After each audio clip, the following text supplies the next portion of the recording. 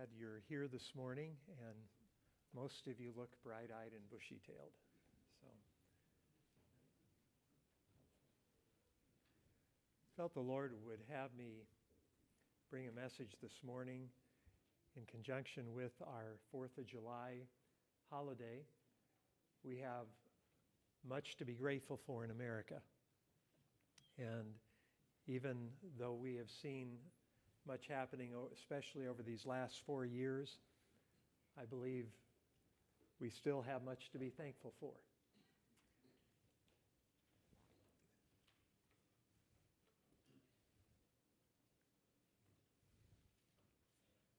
The message that I'm going to bring this morning is a little different probably than any that I have given before, especially on this topic. But I'm going to be discussing the Christian's responsibility to be involved in government and its process. About 2 months ago, maybe 3 months ago, I was involved in a Zoom meeting with several other pastors regarding whether it was really about how much a church, or probably better, Christian people should be involved in the political process. And that began somewhat of a pilgrimage in my thinking. Several years ago, I started going to the county meetings for the political party I have identified with the most. And to be honest with you, those meetings were kind of depressing. I had never been to one before, and so I went. And I found out that in that group of people, there were probably around 100 people there for Lynn County. But among that group of people, there was a division. There were really two parties in that party. One was more conservative and one was more liberal. The one that was in power at the time when I started attending was the more conservative. And the other group was more vocal and rude, trying to interrupt. They were always trying to throw off the chairperson with technicalities in the parliamentary process, which I'm not saying that we shouldn't hold to a parliamentary process, but they were not really bringing up legitimate things. And when the chair would call on the parliamentarian to tell her what is the proper thing, she would say, "You're doing what's right." But they tried to throw her off. They represented small interest groups. And as I found out later, they eventually got into power, that is the other side. And so it was kind of eye-opening. When you go to that, you think you're going to see, people that are kind of somewhat unified, but that was not the case at all. The other thing that was surprising is how few people were controlling the county process. And in reality, most people are not interested in going to those meetings, and most people are not really that interested in getting involved in the political process. But what I realize, and I think all of us realize, that if we don't get involved, we also cannot then complain about the consequences. And here's the issue. Good moral people, and I use that phrase purposely, good moral people are not necessarily Christian people. Good moral people, as a whole, just want to lead a quiet life, enjoy their liberty without interference. They enjoy the liberty that they have, the freedom to own their property, start a business, have a family, go to church, whatever church that they feel is right for them, bring their children up in the way that they believe is right. And those people tend to think that those freedoms will go on forever because that's the way it's been throughout their lifetime.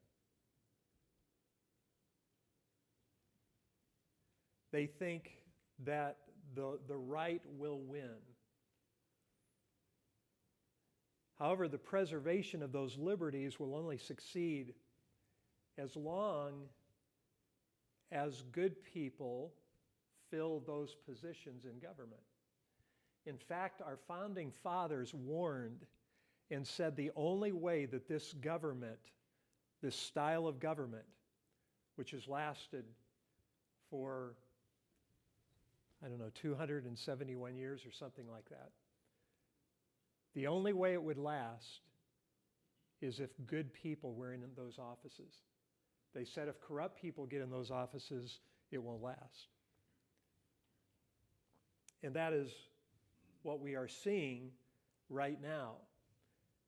However, I think we need to realize that in all honesty, the roots of this have been laid many years before this. It's been going on. And the planning for what is happening now was laid many years ago. We forfeit our freedoms because those who want to change the morality of our country go to those meetings and eventually control who gets into office. Those who desire to live an immoral life are often attracted to the political process by a desire to change the moral compass of our nation to fit their lifestyle. Political office often attracts those who destroy or who desire money or influence or fame or just power. Another factor within politics is the danger of special interest groups who put pressure on legislators and say, you do me a favor and I'll do you a favor. And so we should have people in government positions that will say, I will do what is right. I'm not being bought off. I'm not doing favors for people. There are sometimes threats or payoffs. But I've come to realize that being involved in the political process is far more than just voting. Psalm 12, verse 8 says this, "The wicked prowl on every side when violence is exalted among the sons of men." We are seeing that happening today. The wicked are flourishing because violence is being exalted. Violence is being exalted today. Immorality is being exalted. Lying is being exalted. Immodesty is being exalted. Intentional evil, slander for the sake of taking down a political opponent is being exalted in our nation. The end justifies the means. One of our own senators several years ago, he's no longer a senator, but one of our own senators was part of the plot to take down an opponent, and they lied about him. And when he was confronted that on the media, he said in public, it worked, didn't it? If it works, it's justified.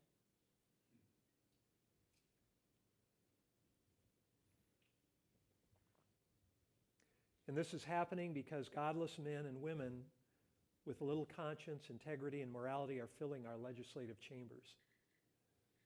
Now, let me just say, they have the freedom to fill those chambers. If they're citizens of the United States, they have the right to do that. But what they are doing is they're representing the whole nation.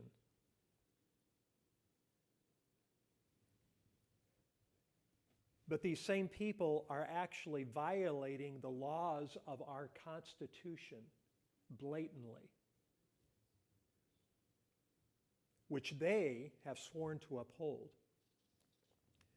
We are graduating students from our high schools and colleges who don't know the laws. They don't know the Constitution. They've been taught a history that is false. And they've been taught by their professors that there are no moral absolutes and there is no God. They've been taught activism and violence towards those who disagree in order to intimidate and coerce. They are being taught that evolution is a fact, not a theory. And they are representing our country. Indeed, they are teaching morals, but morals of the basest sort.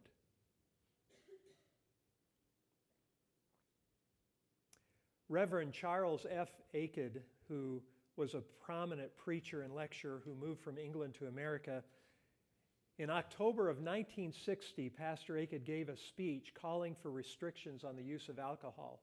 And he said this: "The people in the liquor traffic simply want us to do nothing. That's all the devil wants of the Son of God, to be let alone. That is all that the criminal wants of the law, to be let alone. The sin of doing nothing is the deadliest of all the 7 sins. It has been said that for evil men to accomplish their purpose, it is only necessary that good men should do nothing." There is a great deal of truth in that. And I'm hoping by the end of this message that you will fully understand where I'm coming from on all this. You may have a wrong impression even now. But I would like to establish our responsibility as Christians. And that's a very important thing to do. What is our responsibility as Christians? We have an unusual privilege here, and that is the privilege to vote. But we also have the privilege to get involved in other processes that actually protect the voting. So if you don't protect the voting process, even though you go vote, you may end up with a bad result.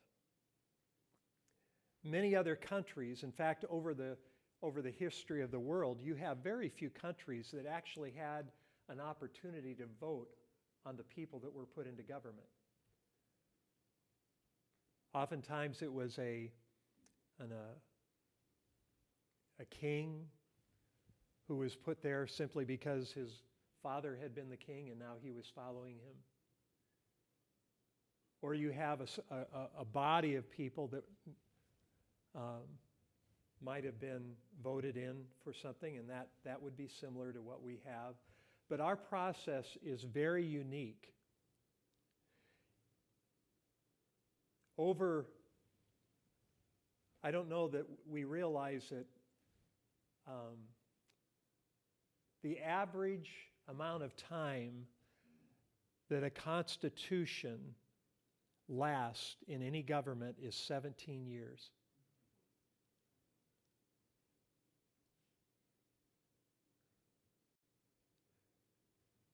Some governments have been through 5 or 6 different constitutions just within the 1900s. America has had the longest duration of one constitution of any country in the world, by far.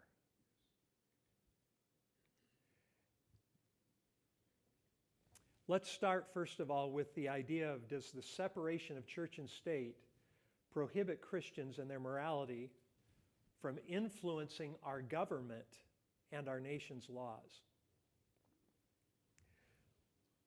We have been given a wrong definition of the separation of church and state. What does our Constitution specifically say about the government's role in religion, or the role of religion in government? Well, first of all, the clause separation of church and state is not found in any of our government's founding documents. It's nowhere given. The preamble, the Bill of Rights, the Constitution, the Pledge of Allegiance. In fact, in several of those documents, there are references to God.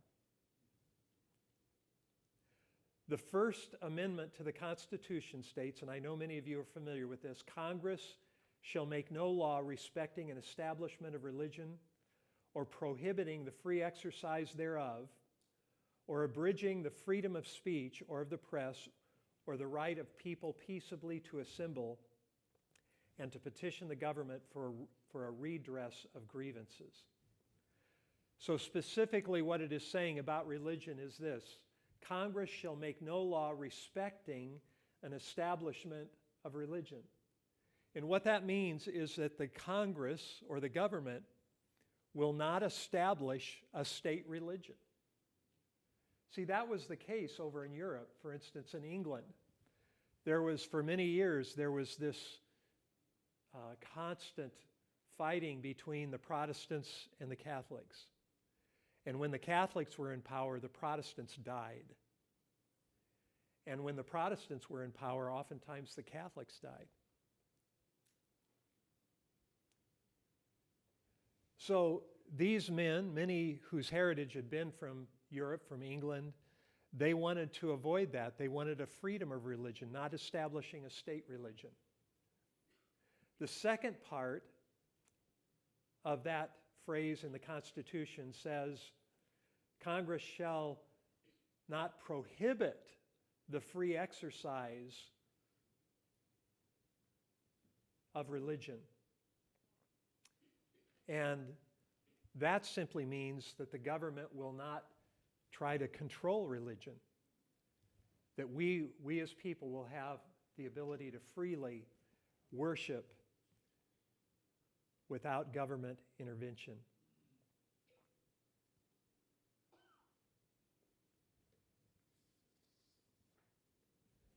So there is nowhere in the Constitution that the First Amendment was ever intended to keep religion from having influence on moral decisions of those in government or society. And then we have the other phrase that protects the free exercise of religion. So it is against the law for government or school officials to keep a student from praying over their lunch. And yet we have that happening, where school officials are saying, don't you know that's not right? You can't do that. That's violating separation of school and state. Many of the older adults here remember the baccalaureate services. How many of you remember those? Okay. How many of you never had that, a baccalaureate service? Okay. So a baccalaureate service was usually held the same day or maybe another day right by graduation. And it was really a religious service. And the graduates would come and someone would speak. Usually it was a minister of some sort who would speak for that. And there was no problem with that.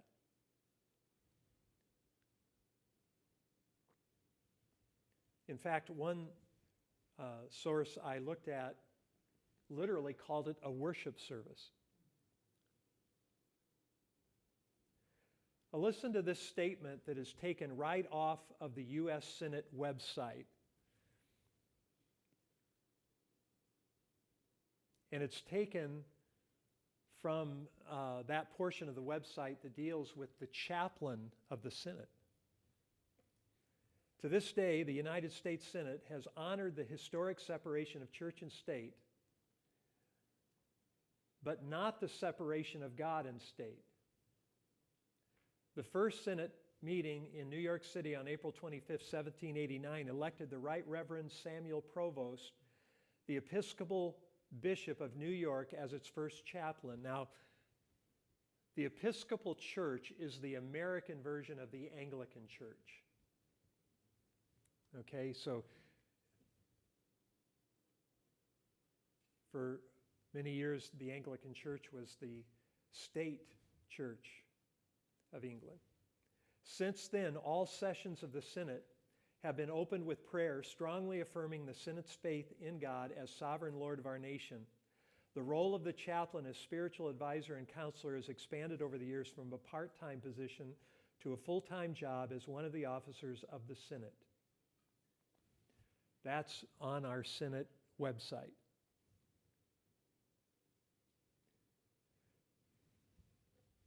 It did say that there are those who believe this chaplain office, not this website, but there are others that believe that this chaplain office is contradictory to the separation of church and state. And although all of our founding fathers were not necessarily Christian by conversion or religion, all of them had Christian influence. What is the origin of the clause, separation of church and state? The origin of that expression is found in a letter from Thomas Jefferson written to the Danbury Baptist Association in 1802. The Danbury Baptist Association had written a letter to the president voicing their concern that their state constitution lacked specific protections of religious freedom. Jefferson responded to the Danbury Baptist by referencing the Establishment Clause and Free Exercise Clause of the First Amendment.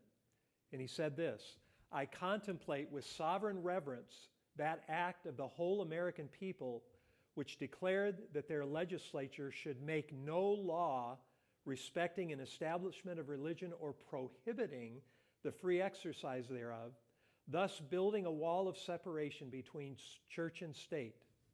That's what Jefferson said.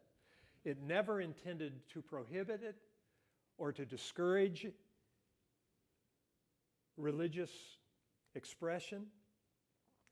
The metaphor of a wall of separation was never intended to say that religion should not influence opinion on government issues.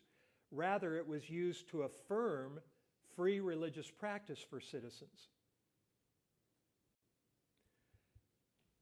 Our faith is the foundation of who we are. It should influence every aspect of our lives, including politics. The wall of separation is to keep the government from influencing our religious practice, not to keep our personal religious values separate from who we vote for or what issues we stand for or against. It is absolutely ludicrous to think that your religious views or morality will not affect other parts of your life. And it's hypocritical for those on the left, whoever that might be, to even say that because their morality is influencing what they vote on. Everyone's morality or immorality influences the decisions they make. The power of evil is the ability to twist the truth slightly so that it becomes error. And that is what happens, that's what has happened with the idea of the separation of church and state. What we need to follow is what our Constitution says.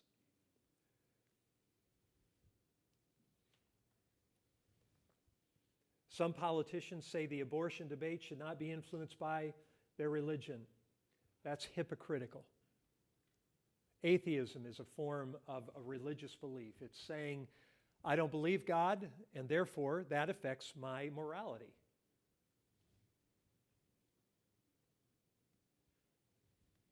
Their morality or lack thereof influences their vote on the abortion debate. This is not necessarily an endorsement, but Mike Pompeo, former Secretary of State under President Trump, said this about his faith: "It undergirds everything that I do. I was America's Secretary of State. My oath was to defend the U.S. Constitution, people of all faiths, but I also looked at everything from a Christian viewpoint. That's who I am. That's my grounding. It's my center point. So it impacted every single decision that I made. There's no doubt about that." See, Christians do have a place in politics. And we need courageous followers of Christ to speak up and to be in office now more than ever. And religious devotion ought to be an admirable trait because it shows that a person has moral and ethical grounding. Now, is there historical precedent for religion having influence in government? Well, let me read to you something about Benjamin Franklin. Now, I'm not holding up Benjamin Franklin as a godly Christian example. Many of you know that he had a very bad reputation morally.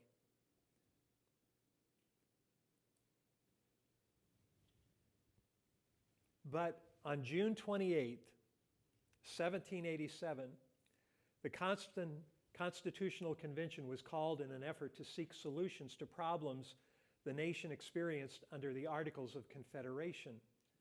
The gathering started with optimism, but after 5 weeks of frequent disagreements, they were almost at a full impasse.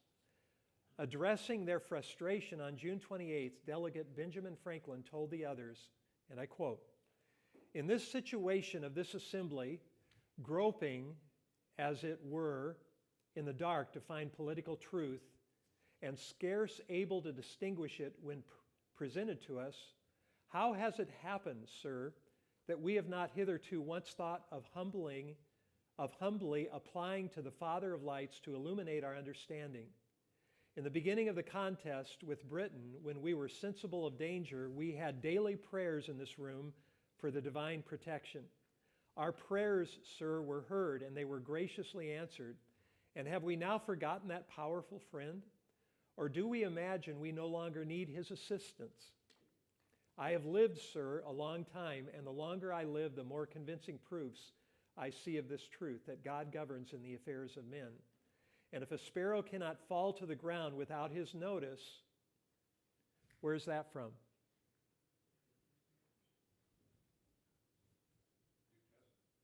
Yeah, it's found in the Sermon on the Mount. If a sparrow cannot fall to the ground without his notice, is it probable that an empire can rise without his aid? We have been assured, sir, in the sacred writings that except the Lord build the house, they labor in vain that build it. Where's that found? In the Psalms. I firmly believe this, and I also believe that without his concurring aid, we shall succeed in this political building no better than the builders of Babel.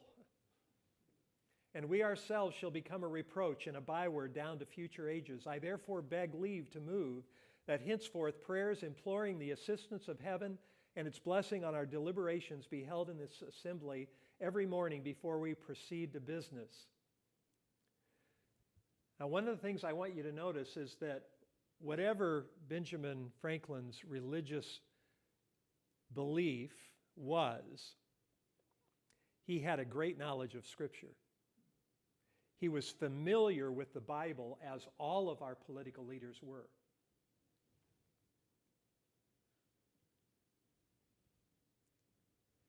And he actually referred to specific phrases and stories to make his point to this governing body whom he knew was also familiar with the Bible.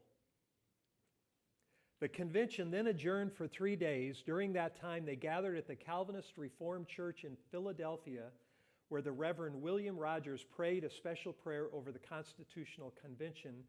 And according to George Washington, they also heard an oration on the anniversary of independence. Following those 3 days, the convention reconvened and experienced unexpected success. 10 weeks later, they had finished the U.S. Constitution, under which America has become the longest ongoing constitutional republic in the world, and the founders were quick to acknowledge God's help in their endeavors. And I won't give the remarks, but Alexander and Hamilton and James Madison also concurred with Benjamin Franklin's remarks. There was a sermon preached on the effects of the Hebrew slavery as connected with slavery in this country by the Reverend James Patterson, pastor of the First Presbyterian Church in the Northern Liberties. He preached in the Seventh Presbyterian Church in the city of Philadelphia at a united meeting of Christians of different religious persuasions to celebrate our national independence, July 4th, 1825, and James Patterson preaching. And that sermon was a very powerful sermon condemning slavery. And it was a rather lengthy sermon, much longer than mine.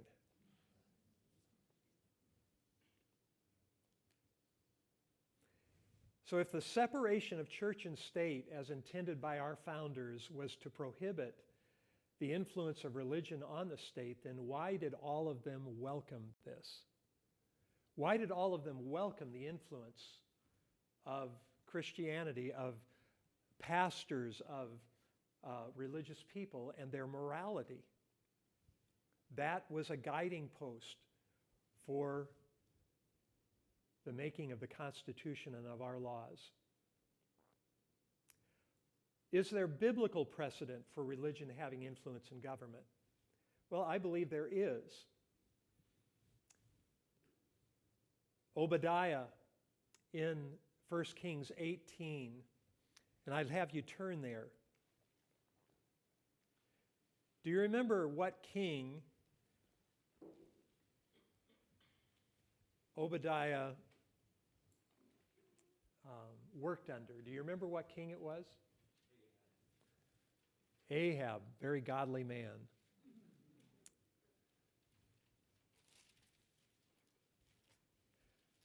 You know, as I just meditated on that, I had to think, how could this man have done that? Would he have been called upon to compromise his conscience?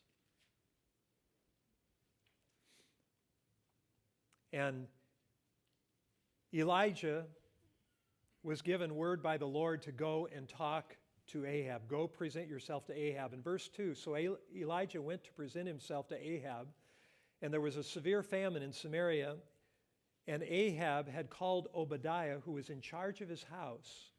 He was in charge of Ahab's house. Now Obadiah feared the Lord greatly. That's another way of saying in the New Testament or in the Old Testament time, he was a godly man. He believed in Jehovah, and he was trying to follow the Lord. For so it was, while Jezebel massacred the prophets of the Lord, that Obadiah had taken 100 prophets and hidden them, 50 to a cave, and had fed them with bread and water.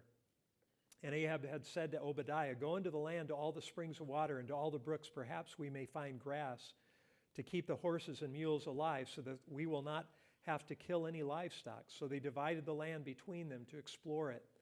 Ahab went one way by himself, and Obadiah went another way by himself.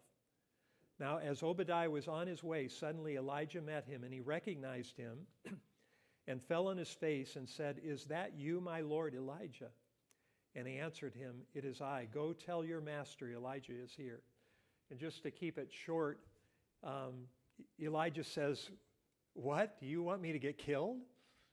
And Elijah assures him that he won't be killed. And in fact, he says, as the Lord of hosts lives before whom I stand, I will surely present myself to him today. And Obadiah went to meet Ahab and told him to meet Elijah, and that happened. Obadiah was a godly man living in a very difficult situation in the northern kingdom. He was in charge of Ahab's house. He had an opportunity to save 100 of the prophets. Now, I'm not necessarily, I really don't know what to tell you about Obadiah as far as should he have been there. I don't know what to say.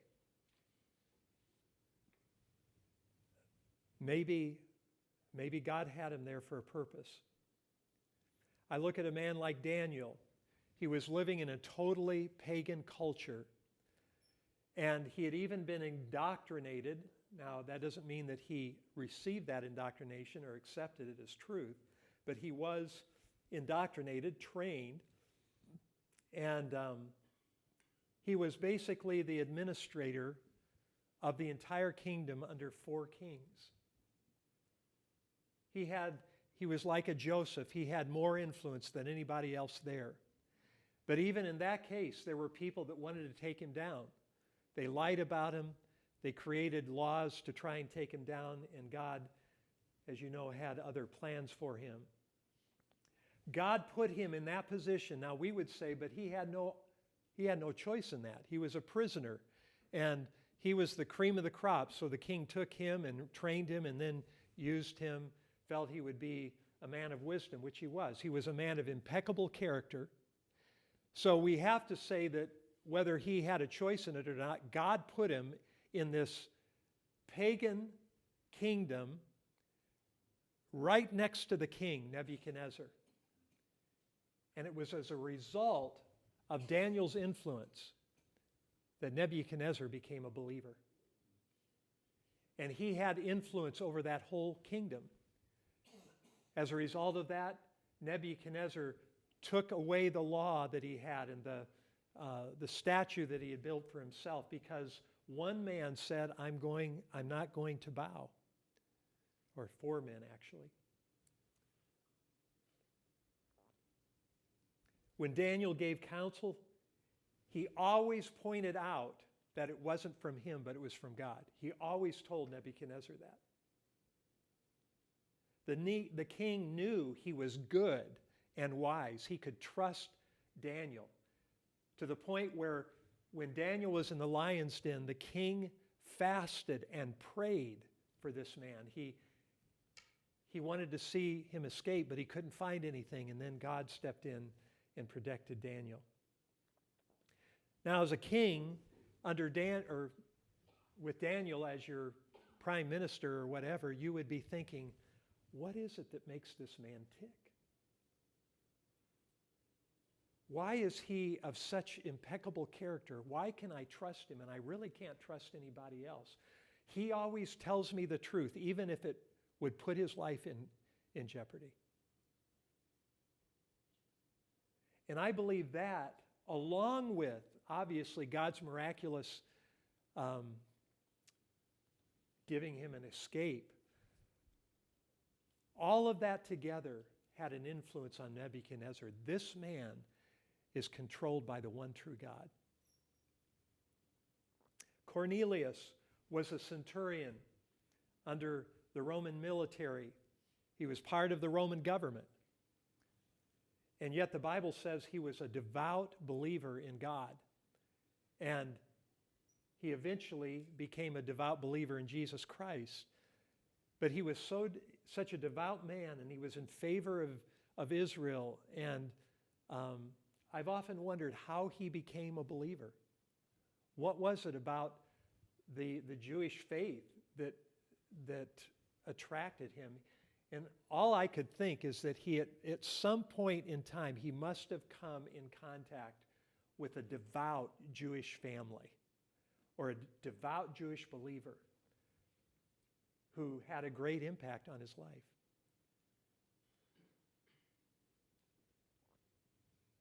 But he was working, his boss was Caesar, a corrupt man.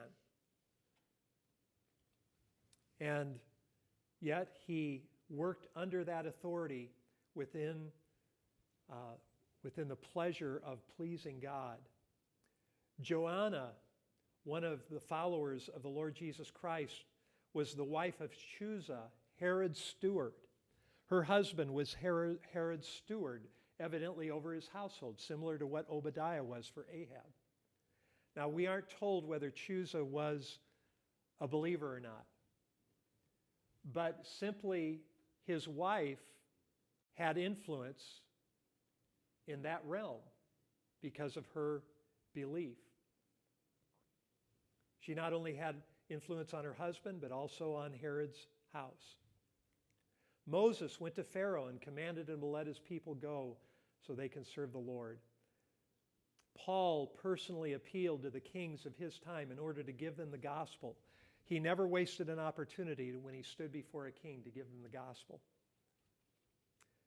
Felix and Drusilla, his wife, she was a Jew.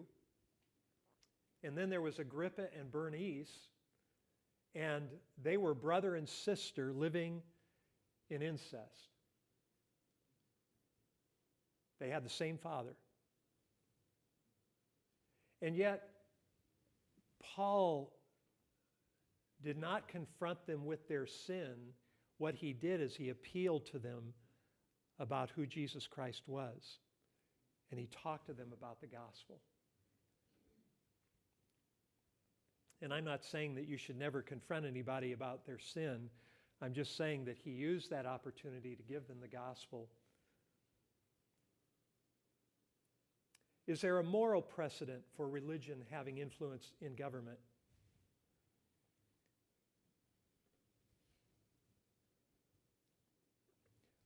Well, I believe there is a moral precedent on several counts. One is our own families. Do we want our families to inherit a godless, God-rejecting, immoral society?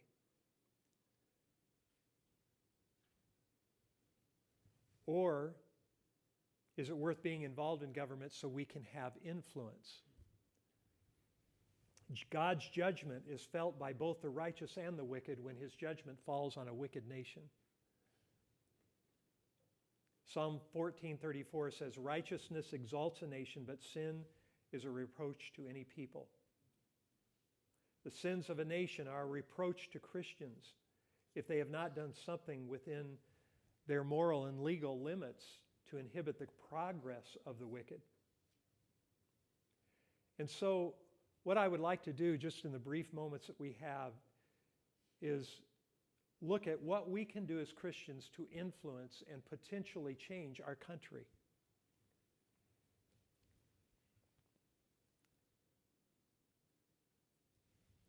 We need to make sure, first of all, that our thinking is right on several issues. And this is kind of, before we begin, really a formal thought of what we can do. There's a caution here. First of all, Jesus Christ prohibited violence of any sort other than self-defense for our families. And government involvement is not a substitute for proclaiming the gospel. In fact, I would suggest to you that there is no possibility for permanent change in our country unless there is revival, unless there is the gospel of Jesus Christ being proclaimed by God-fearing Christians. The gospel is the only dynamic that can change the course of our country. So your involvement in politics will not change our country. It will not change our country, and I'll give a little more detail about that in a moment. That alone will only result in people becoming comfortable and thinking they are good. And I believe for many years that's where our country has been. The gospel should be our first priority no matter what our occupation is, no matter whether it's an engineer or a baker or a governor or a senator. It doesn't matter. The gospel needs to be the first priority for every believer. If we allow the political process to distract us from taking the gospel to the world, then we have failed miserably. The greatest reason for our failure is a lukewarm church. When you look at the 7 churches in Revelation, 5 of those churches God had a problem with. And so we really must seek the Lord to be that vibrant, holy, loving, separated church that faithfully represents Jesus Christ and spreads the gospel as our only hope in changing lives. All other efforts are merely holding our finger in the dike and oftentimes will contribute to a worse society.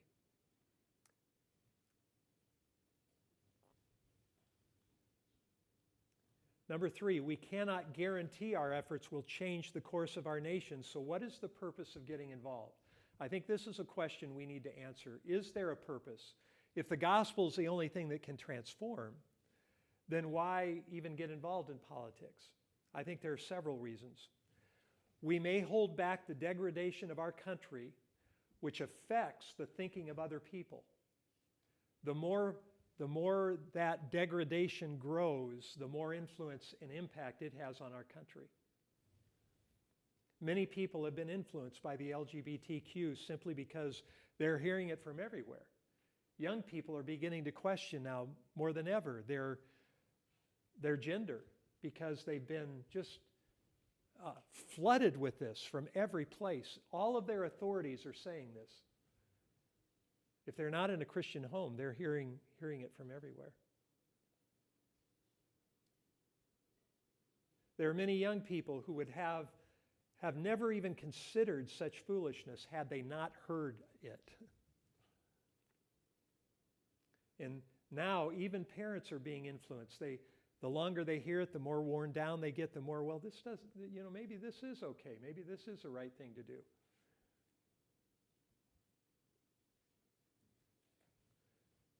Same thing is true of abortion, of many other moral issues.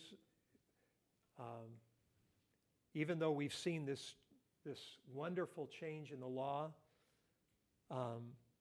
what we see happening, and I believe what we're going to see happening, is more reaction to it because of what has been taught for so many years through media, through our government, through our schools. This is being taught as the norm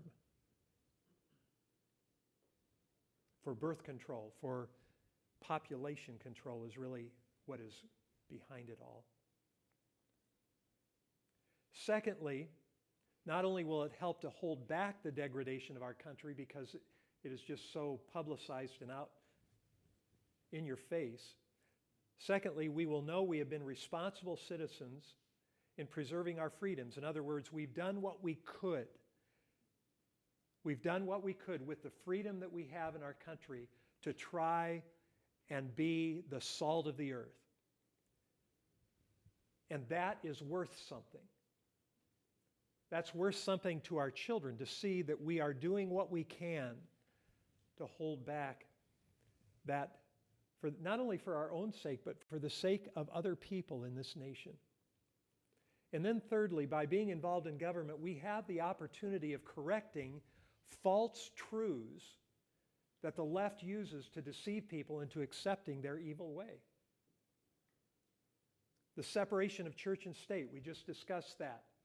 But that's one of the values of Christians being there who can stand up in the Senate and say, that is not what that is teaching. And here are the documents that state the truth. But because our graduates have not been taught government and the Constitution, they do not even know what to say. They have nothing to contradict what is being said. There needs to be other voices out there correcting these lies about our country, its laws, and its history.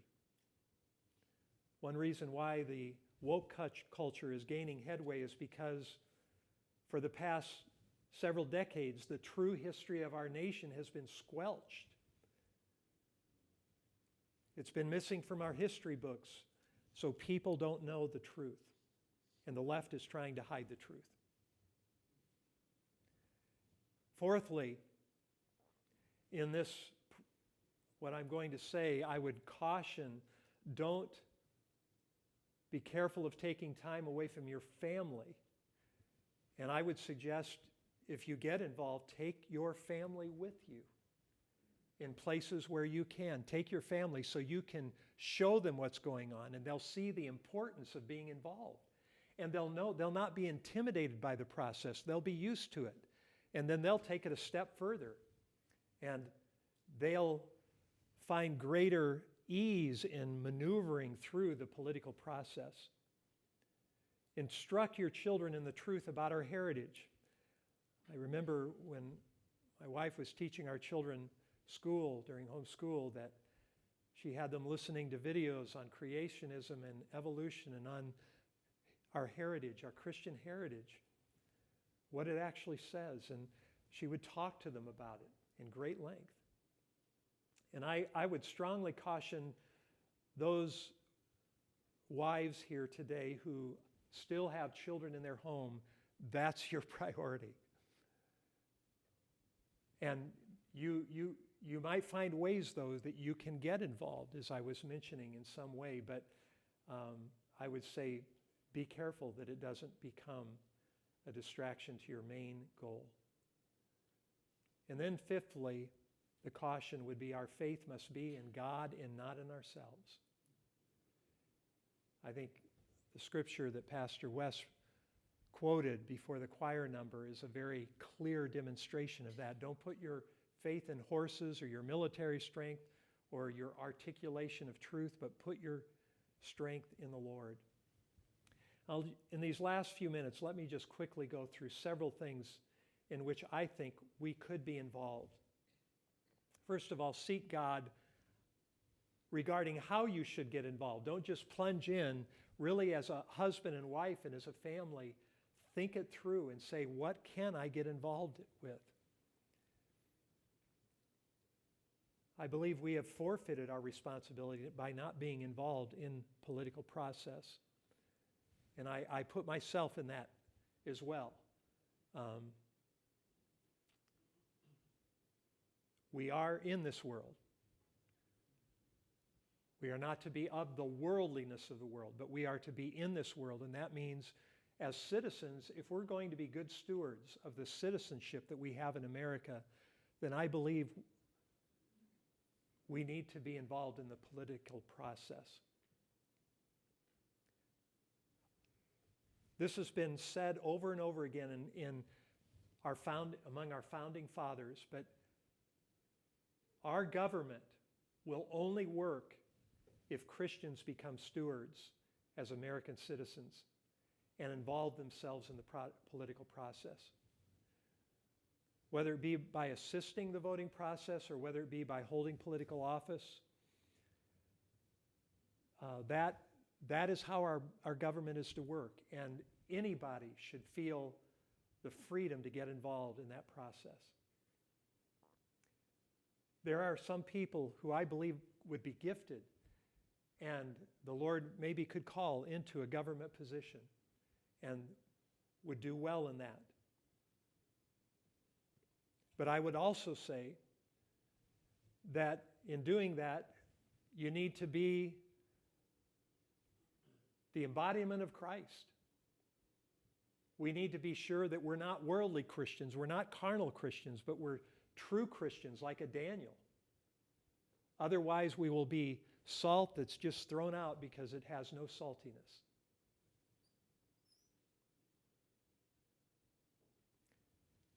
Remember that many of our legislators are only getting one side and don't feel like they have much support. And I think that is an important point that we should emphasize. That's another caution that I should have listed at the beginning of this, is that one of the reasons we should get involved is because many people are only getting one side of the whole thing. And when they hear the other side from somebody who's kind and respectful, they listen to that. That's one of the reasons why Daniel had the king's ear, is because he was respectful.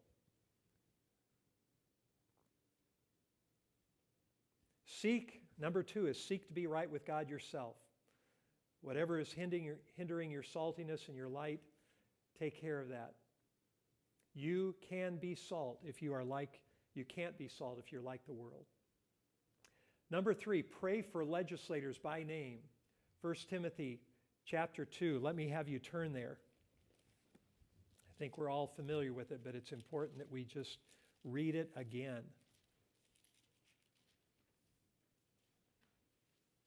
Verse 1, therefore I exhort, first of all, that supplications, prayers, intercessions, and giving of thanks be made for all men, for kings and all who are in authority, that we may lead a quiet and peaceable life in all godliness and reverence.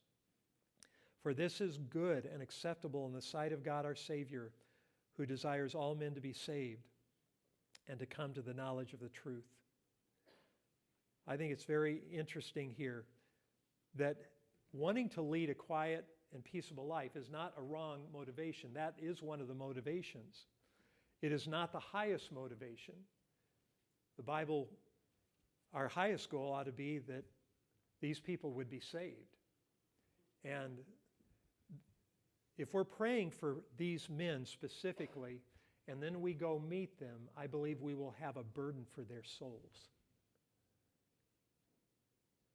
It will be easier for us to talk to them about salvation, about Jesus Christ. And that is where this whole paragraph is going, is towards salvation. For this is good and acceptable in the sight of God, who desires all men to be saved and to come to the knowledge of the truth. For there is one God and one mediator between God and man, the man Christ Jesus, who gave himself a ransom for all, to be testified in due time, for which I was appointed a preacher and an apostle. He was specifically appointed a preacher and apostle to give the gospel. You and I, all of us, are appointed to give the gospel as a believer. That's clear from Scripture. 1 Peter chapter 2, verse 11 tells us that you are a chosen generation, a priesthood, to proclaim the excellencies of Jesus Christ. We cannot turn from that. Pray for your legislators by name. Pray for local authorities, for state authorities, for federal authorities. And then number 4, honor those in authority.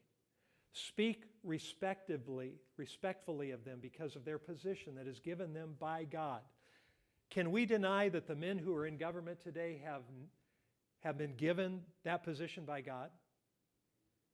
We can't deny that. The Bible specifically says it. God has his reasons for it. Part of it is reproof.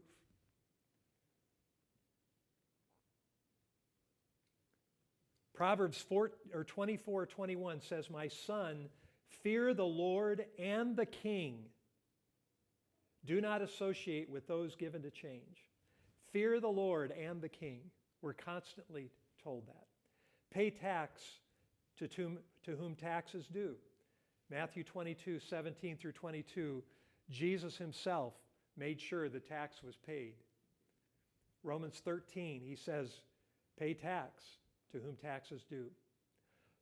Paul spoke respectfully to wicked men. I mentioned King Agrippa and Bernice. He spoke respectfully to them, not because of their character, but because they were put in that position by God himself. And so they talked to him respectfully. And if we don't, we're not being respectful of God's word. It is wrong for our newscasters, conservative though they be, to be referring to our president by awful names. That's not the way they ought to be referring to him. Number 5, get involved in all levels of the election process. Go to the county party meetings. Be involved in poll watching. Be involved in ballot counting. Get involved in the campaigns, maybe of good candidates. In that Zoom meeting that I mentioned at the beginning, several of these pastors were from Virginia. And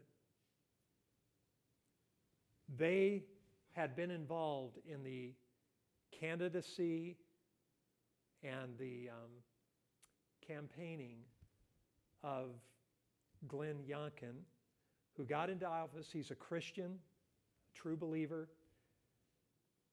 And one of the main reasons is because religious people got involved in all of those little spots that you don't even think about.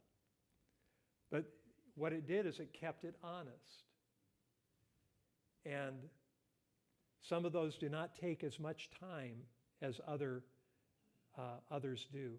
Those pastors still have personal phone calls with the governor, and he calls them for counsel.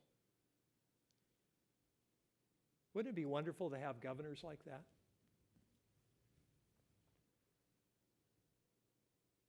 Be involved on school boards. I know that that's difficult if your children aren't in the school system. But there may be some parents that could be involved in something like that, that has an influence on curriculum choices. Be involved in the campaigns of district attorneys or attorney generals or secretaries of state. Many of those on the liberal side are really targeting those positions because they realize those positions control everything else. And all we desire, primarily, is just to keep the process honest so that both candidates have a fair campaign process and voting process.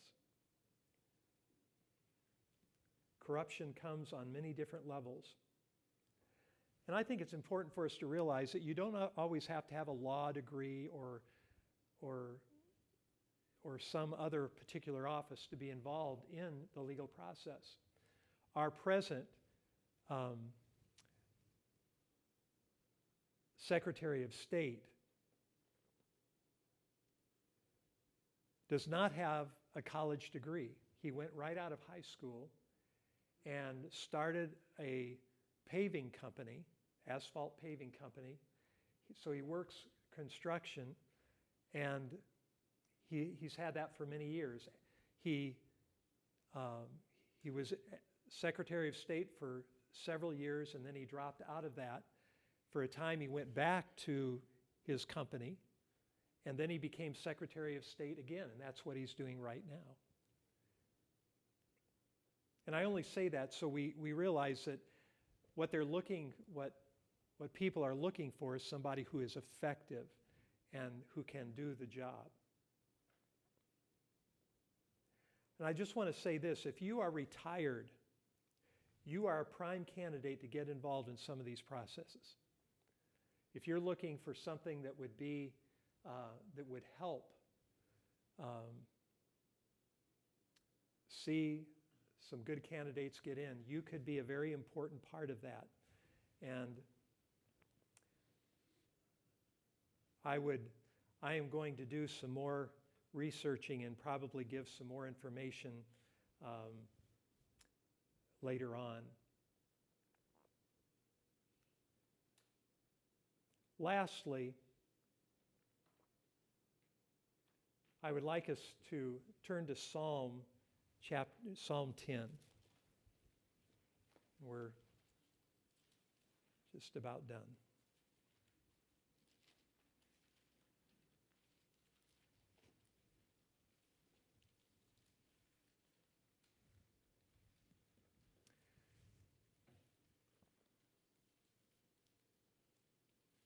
One of the things that I am reminded of is that in history, when we have seen Christianity, and whether that was true Christianity or not, when we have seen political movements who have tried to get power, that has always been a bad thing. Constantine came to power, and he tried to set up Christianity as the state religion.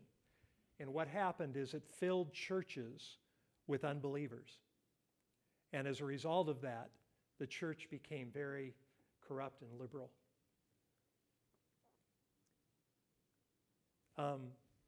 We know from Jesus Christ's own experience, when he came, he didn't get involved in with the zealots. Now, part of that was because of their violence, I'm sure, and part of it was because that's not what he came to do. Not everybody is going to be a preacher or a pastor, and we know that. God calls people to different places. But I think what the Lord was demonstrating through that is that what many people were doing, they were getting very frustrated with what was going on, Jews, and they wanted to see the Jewish nation independent and being able to practice as they wanted to and not being under another nation. And so they tried to overthrow that. And that was never the Lord's goal, and he condemned it.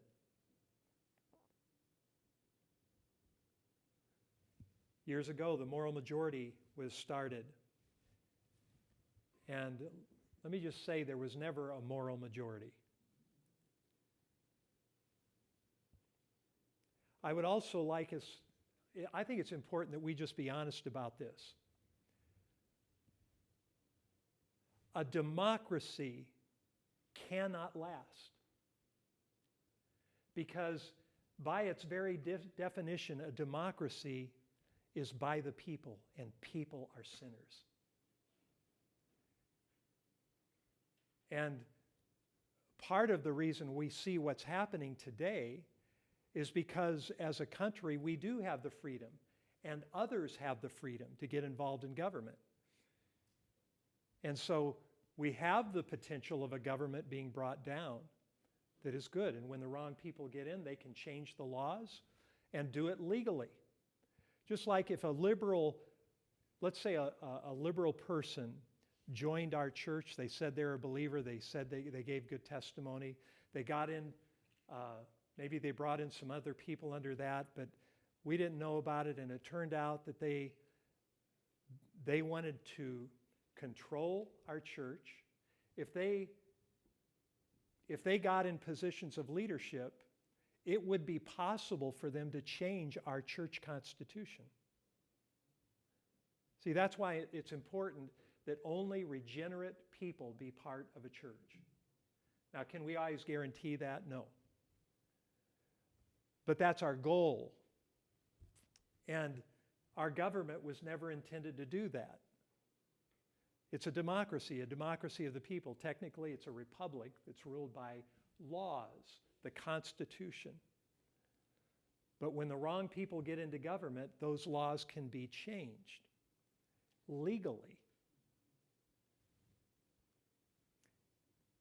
So, whatever form of government you have, if you have a monarchy, if you have a good man in there, that's great. If you have a bad man in there, it's awful. All forms of government can be brought down by the people who run it.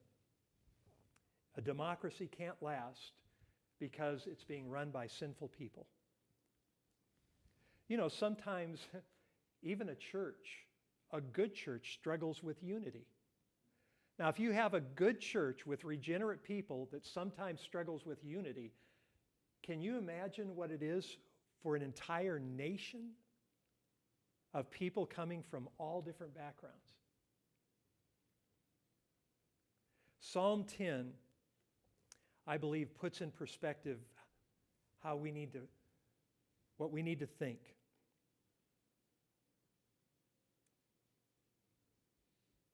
Look at verses 12 and 13. Arise, O Lord, O God, lift up your hand. Do not forget the humble. Why do the wicked renounce God? He has said in his heart, you will not require an account. You know, there are people today, they're saying, no, there's no God. Go ahead and have fun. I saw somewhere just recently that our government is paying for curriculum in other nations that teaches atheism.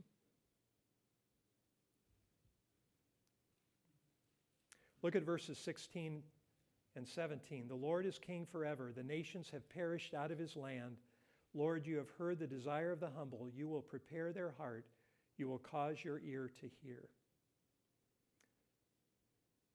To do justice to the fatherless and the oppressed, that the man of the earth may oppress no more. And then look over at chapter 9, verses 9 and 10. The Lord also will be a refuge for the oppressed, a refuge in times of trouble, and those who know your name will put their trust in you, for you, Lord, have not forsaken those who seek you. I bring us down to that as we close this morning because I want us to see whatever happens, we are the Lord's. And our trust is in the Lord. It's not in activism. What I'm suggesting this morning is simply that we be good stewards of our citizenship and that we not shy away from being involved. And our first priority is what? It's about the gospel. That is the only thing that can change lives and transform our nation. And we must make that our priority while we're doing these other things that are part of our stewardship as believers. Let's pray. Father, I thank you for the listening ears of our people. And I pray, Lord, that the message has been very clear. I pray, Father, that you would help us to be good stewards of our citizenship here in this country. It's very easy to just sit by and watch things happen. And Lord, we don't know what's going to happen in the future. But I pray that we would be obedient to you and that you would help us to be the salt that we can be. That you would help us to be respectful, even when being treated with disrespect. We pray that you would help us to be like Christ in every way, courageous and bold, compassionate, saying what needs to be said no matter who it is. Help us, Lord, that we would examine ourselves first, that we would not be living in carnality ourselves. And we pray this in Jesus' name. Amen. I'd like you to turn, as we close, to the flyleaf of your hymnal, and we'll sing Every Knee Shall Bow. Every knee shall bow. Let's all stand together as we sing.